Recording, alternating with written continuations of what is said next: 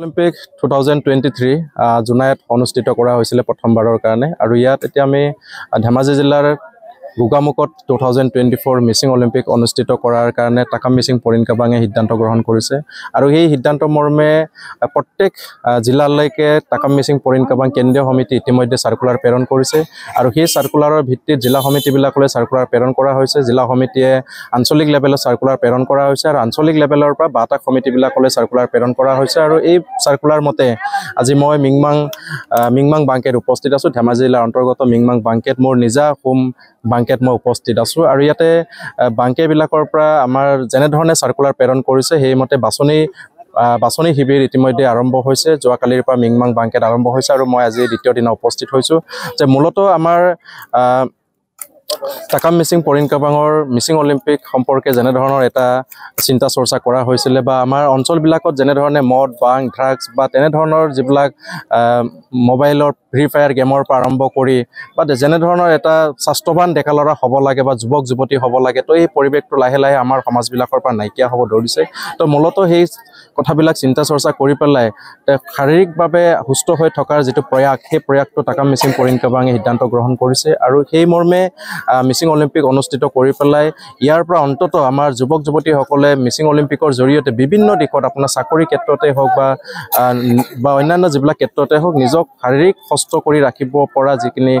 সক্ষমতা হ'ব তো এইখিনি সম্ভৱতঃ মিচিং অলিম্পিকৰ জৰিয়তে নিশ্চিতভাৱে আমাৰ যুৱক যুৱতীসকলে পাব বুলি আমি আশা কৰিছোঁ আৰু ইয়াৰ পৰা আমি আশা কৰিম যে মিচিং অলিম্পিকৰ জৰিয়তে যে আমাৰ অঞ্চলত কিছু যিসকল ল'ৰা ছোৱালী আছে তেখেতসকলে এটা মঞ্চ পোৱা নাই বা মঞ্চ তৈয়াৰ কৰিবৰ কাৰণে তেখেতসকলে সক্ষম হোৱা নাই তো তেনে ল'ৰা ছোৱালীবিলাকক আগত ৰাখি পেলাই আমি সেই মঞ্চ মিচিং অলিম্পিক আমি তৈয়াৰ কৰিছোঁ আৰু মূলতঃ এইবাৰ আমি আশা কৰিছোঁ যে মিচিং অলিম্পিক বা ইতিমধ্যে আমাৰ কেন্দ্ৰীয় সমিতিৰ স্পৰ্টছ চেলে ইতিমধ্যে অসম চৰকাৰৰ লগত ইতিমধ্যে আলোচনা কৰিছে ক্ৰীড়া বিভাগৰ লগত আলোচনা কৰাৰ অন্তত যে আমাৰ মিচিং অলিম্পিক যিবিলাক চাৰ্টিফিকেট দিয়া হ'ব সেই চাৰ্টিফিকেটবিলাক যাতে মানে কামত হ'ব পৰাকৈ বা কামত দিব পৰাকৈ বা পুলিচৰ চাকৰিৰ ক্ষেত্ৰতে হওক বা কোনোবা স্পৰ্টৰ যিবিলাক কোঠা থাকে সেই কোঠাবিলাকত অন্ততঃ মিচিং অলিম্পিকৰ চাৰ্টিফিকেটখনে তেখেতসকলৰ মানে কামত অহাৰ ব্যৱস্থাটো সেইকাৰণে আমি অসম চৰকাৰৰ লগত কথা পাতি আছোঁ ইতিমধ্যে আমি এই কাৰ্য আগবঢ়াই নিছোঁ এতিয়াতে 2টা টেবুল পাৰ হৈ গৈছে বুলি আমি শুনিছোঁ গতিকে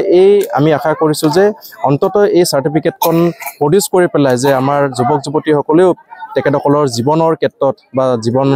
তেখেতক আগুৱাই নিয়াৰ ক্ষেত্ৰতো সেই চাৰ্টিফিকেটখনে নিশ্চিতভাৱে ভূমিকা গ্ৰহণ কৰিব বুলি মই আশা কৰিছোঁ আৰু মই সকলোকে আহ্বান কৰিব বিচাৰিম যে সমগ্ৰ আমাৰ মিচিং অধ্যুষিত অঞ্চলবিলাকত যেনেধৰণে মিচিং অলিম্পিকক ৰাইজে আদৰি লৈছে বা মিচিং অলিম্পিকক যেনেধৰণে আগুৱাই নিবৰ কাৰণে ৰাইজে আজি সকলো শ্ৰেণীৰ মা দেউতাৰ পৰা আৰম্ভ কৰি সকলো ৰাইজে যেনেধৰণে এটা উৎসাহ উদ্দীপনা মিচিং অলিম্পিকক আগুৱাই নিবৰ কাৰণে যত্ন কৰিছে মই তেখেতসকলক ধন্যবাদ জনাইছোঁ আৰু কেন্দ্ৰীয় সমিতি স্পৰ্টছ চেলৰ পৰাও তেখেতসকলক মই ধন্যবাদ জ্ঞাপন কৰিব বিচাৰিছোঁ আহক আমি সকলোৱে ক্ৰীড়াৰ ক্ষেত্ৰত আগবাঢ়ি পেলাই যে আমাৰ যিবিলাক ক্ৰীড়াৰ ক্ষেত্ৰত কৰিব লগা বা আমাৰ ক্ৰীড়াৰ ক্ষেত্ৰত যিবিলাক আগবাঢ়িব পৰা যিখিনি আমাৰ স্কোপ আছে তো সেইবিলাক সকলোৱে সহযোগ কৰি পেলাই আমি আগবঢ়াই নিব পাৰিম বুলি আমি আশা কৰিছোঁ মই সকলোকে ধন্যবাদ জ্ঞাপন কৰিছোঁ যে মিংমাং বাংকেৰ এনে প্ৰচেষ্টাত আজি আপোনালোকে দেখিছে যে মিংমাং বাংকে এনে প্ৰচেষ্টাত আজি সকলো আমি 19খন 12টা সমিতিৰ পৰা আমি আজি খেলুৱৈ ইয়াত দেখিবলৈ পাইছোঁ আৰু তেখেতসকলৰ উৎসাহ উদ্দীপনা তেখেতসকলে ইয়াত আপোনালোকে দেখিব অভিভাৱকো আহিছে তেখেতসকলৰ আত্মীয় কুটুম আহিছে তেখেতসকলে এটাই কথাই কৈছে যে মিচিং অলিম্পিকৰ জৰিয়তে যে ক্ৰীড়াৰ যিটো প্ৰতিভা সেই প্ৰতিভাক বিকাশ কৰাৰ যি মঞ্চ সেই মঞ্চটোক তেখেতসকলেও আজি বুজি পাবৰ কাৰণে সক্ষম হৈছে নমস্কাৰ মই অজয় ফুকন আৰু এইখিনিতে সমূহ এনি ভাৰত চেনেলটোৰ যিসকল কৰ্মকৰ্তা আছে সকলোৰে মোৰ ফালৰ পৰা শুভেচ্ছা জ্ঞাপন কৰিছোঁ অসমৰ আচলতে সংবাদ জগতত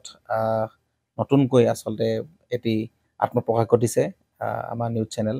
এনি ভাৰত আৰু এনি ভাৰতৰ এটা খুব ধুনীয়া এটা অনুষ্ঠান হ'বলৈ গৈ আছে সকলোৱে জানে আমাৰ সকলোৰে মৰমৰ হাৰ্টথ্ৰব জুবিন গাৰ্গৰ গানে কি আনে আচলতে জুবিনদাৰ সেই গীতৰ আধাৰত আমাৰ হিৰুদাই লিখা সেই গীতটি গানে কি আনে এই গানে কি আনে নামৰ এটি তেওঁলোকে সাংগীতিক ৰিয়েলিটি শ্ব' কৰিবলৈ গৈ আছে আৰু 15 আগষ্টৰ পৰা গোটেই আৰম্ভ হ'ব প্ৰথম অডিশ্যন অসমৰ ধেমাজি জিলাত আৰম্ভ কৰিব গতিকে সমূহ যিসকল প্ৰতিভা আছে যিসকলে গান ভাল পায় যিসকলে তেওঁলোকৰ নিজৰ প্ৰতিভা আচলতে দেখুৱাব বিচাৰে এই ৰিয়েলিটি শ্ব'ত গানে কি আনে এই প্ৰতিযোগিতাত অংশগ্ৰহণ কৰক আৰু খুব ধুনীয়া আপোনালোকে সুবৰ্ণ সুযোগ লাভ কৰিব লগতে ইয়াতে পুৰস্কাৰ আছেই বিভিন্ন ধৰণৰ উপহাৰো আপোনালোকে লাভ কৰিব আৰু লগতে এগৰাকী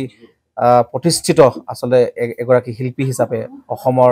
সাংস্কৃতিক জগতত আপোনালোক প্ৰতিষ্ঠা লাভ কৰিব। গতিকে গোটেই অনুষ্ঠানটোলৈ মোৰ ফালৰ পৰা শুভকামনা থাকিল আৰু লগতে এই অনুষ্ঠানটোত আপোনালোকে অংশগ্ৰহণ কৰিব। আমিও আছোঁ আৰু সকলোকে আমি লগ পাম। ধন্যবাদ।